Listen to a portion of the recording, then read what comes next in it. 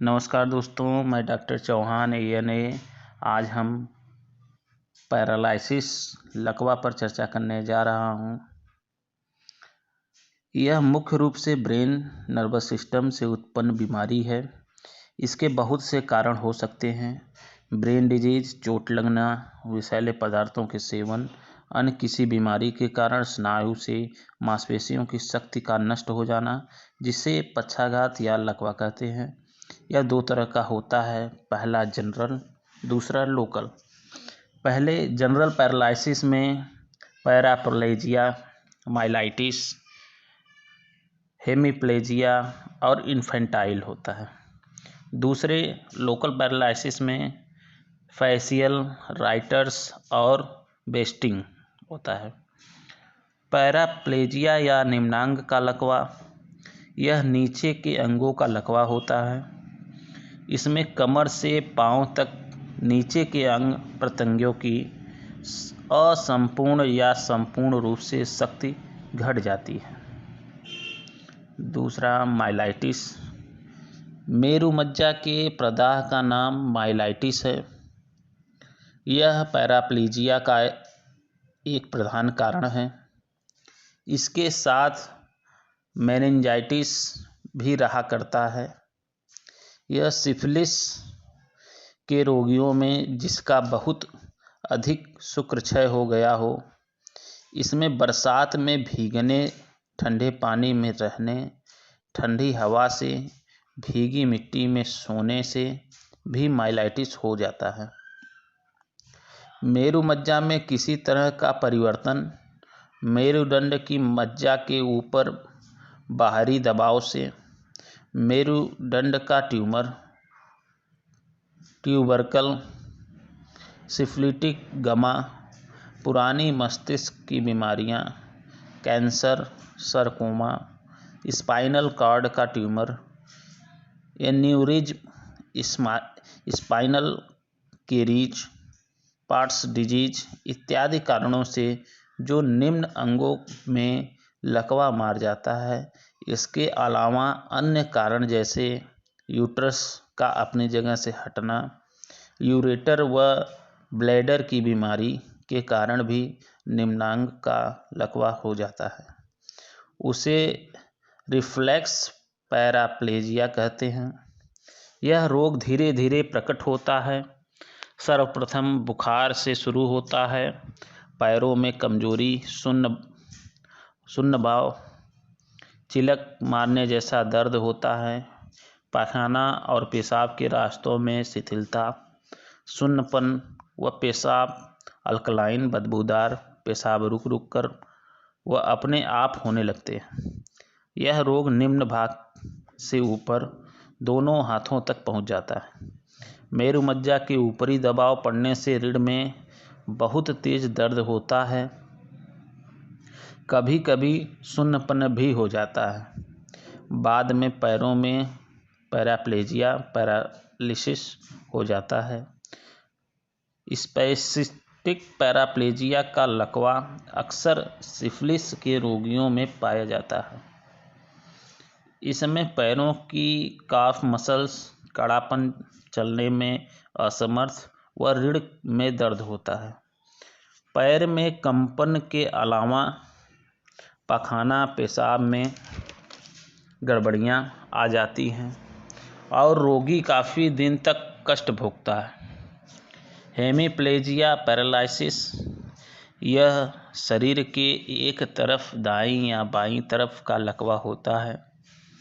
Sir से पांव तक एक तरफ का शून्यपन, प्रभावित अंग ठंडा होता है। बाईं तरफ का लकवा ज़्यादा खतरनाक होता है, परंतु अंग हिलाने की शक्ति नष्ट नहीं होती है। स्मरण शक्ति का लोप होना, प्रभावित अंगों जैसे मुंह का टेढ़ा हो जाना, जीभ का तथा आँख की पलक का गिर जाना, बोलने में उच्चारण लड़खड़ा जाता है। इसके होने का कारण मस्तिष्क के किसी एक तरफ पीड़ा होती है और उसके विपरीत दूसरी तरफ लकवा मार जाता है। साधारणतः मस्तिष्क के भीतर रक्तस्राव और मस्तिष्क के धमनी के भीतर रक्त संचालन बंद होना ही इसका प्रधान कारण है। इन्फेंटाइल पैरालिसिस, यह रोग बच्चों में जन्म के 5-6 महीने से लेकर 2 से 3 साल के बच्चों में पाया जाता है। इसकी शुरुआत बुखार के साथ कन्वल्सन आपेच शुरू होता है, पूरे अंगों में हो जाता है। इसमें प्रभावित अंग सूखने लगता है, अंग टेढ़ा हो जाता है। इस रोग के कारण को नहीं जाना गया है। अनुमान है कि मेरुदंड में चोट लगना, सर्दी लगना हो सकता है। इसमें मृत्यु नहीं होती है, रोग असाध्य सा हो जाता है। चेहरे का लकवा, फेशियल पैरालिसिस, यह बीमारी चोट व मस्तिष्क की विकृतियों की वजह से स्नायु विकृत होकर और सर्दी लगकर एक तरफ चेहरे का लकवा होता है। चेहरे का टेढ़ापन, लार का गिरना, आंसू का न निकलना, पलकों का गिरना, बोलने में दिक्कत होना, भोजन चबाने में दिक्कत, चाहे तो मुंह से गिर जाना। इसी तरह से रिस्ट ड्रॉप, कलाई व उंगलियों का लकवा होता है। इसमें कंपन के साथ मांसपेशियों में कमजोरी भी होती है।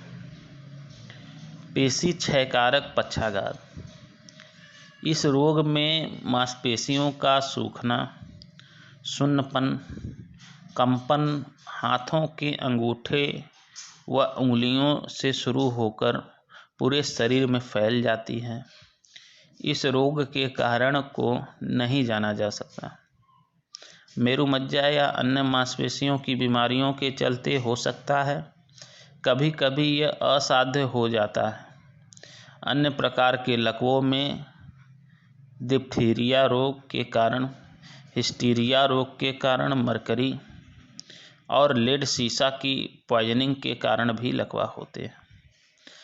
होम्योपैथिक सिस्टम ऑफ मेडिसिन का चुनाव, पेशेंट के मियाज के सिमिलर में मियाजमेटिक मेडिसिन का सही ढंग का चुनाव करके इलाज किया जाए तो लकवा के इलाज में चमत्कारिक सफलता मिलती है। लकवे के रोगियों में उत्पन्न उपसर्गों में बेडसोर, कब्जियत व पेशाब का रुकना, इस पर विशेष ध्यान देना चाहिए। गर्म कपड़े से ढक कर रखना चाहिए तथा गर्म भोजन के साथ साथ घी का भी सेवन कराना चाहिए। पेशाब न होने से कैथेटर का उपयोग, कब्ज में एनीमा का उपयोग व बेडसोर में रुई के पैड, कैनुला मलहम तथा एंटीसेप्टिक सॉल्यूशन का उपयोग करने से इलाज करने में सहायता मिलती है।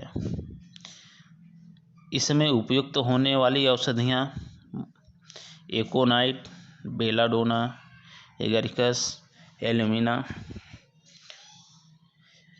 एंगस्टूरा, argentum nitricum, arnica, arsenic, baryta carb, cannabis sativa, causticum, cocculus, conium, colchicum, cuprum met, जेल्सेमियम,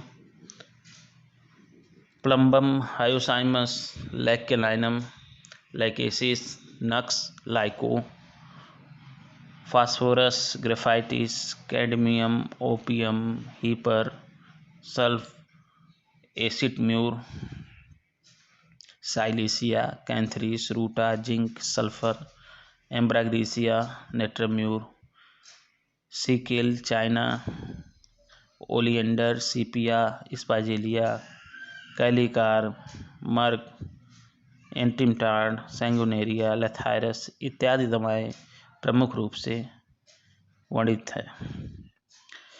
paralysis agitans, जिसे सहकंप पक्षाघात भी कहते हैं, मर्क्यूरियस वाइबस, सारा शरीर कड़ा और अंग प्रत्यंगों का निश्चल हो जाना, बिना किसी की सहायता के हाथ पैर और शरीर हिला नहीं सकता और हाथ पैर कांपता है,